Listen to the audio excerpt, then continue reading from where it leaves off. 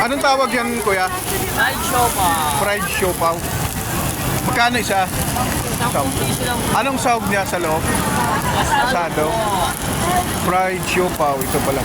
Matagal na po kayo dito nagtitinda ng fried Matagal na siopaw? po. Matagal na. Fried siopaw. Ito pala yun. Ka-vlog ka pa. Opo, i-vlog po natin sa Kuya Dan Vlogs. Kuya. Sa YouTube. Si Kuya Dan Vlog. Yes. Kumain kayo ng siopaw. Pag hindi masarap, itapon nyo. Tapon ko. Ano? Ano? Nakailang siopaw kayo, boss, isang araw? 1 pieces. 1,800 pieces sa isang araw. Araw-araw kayo dito? Araw-araw po. Araw-araw. Dito sa... Anong address dito sa labas ng simbahan ng Quiapo? Carriedo. Carriedo Street. Carriedo Street. Kaya puntahan nyo lang dito. Sila kuya gumagawa ng fried siopaw. So, ayan. Piniprito niya na yung siopaw.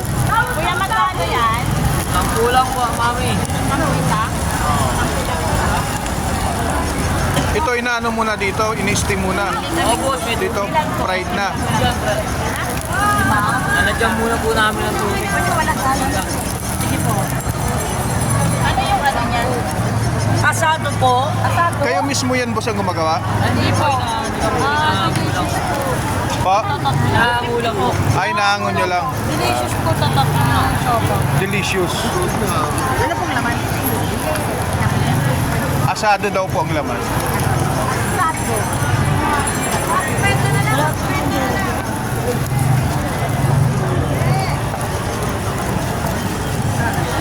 Sampu po. Sampo! Bumili na kayo ng siopaw. Sampo nyo, busog na kayo.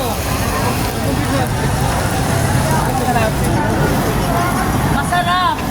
Makakalimutan nyo yung asawa nyo. Saan naabot ang 10 piso nyo? No? Sa siopaw. Siopaw lang. Siopaw lang, may 10. Then, kachauting. Pag hindi masarap,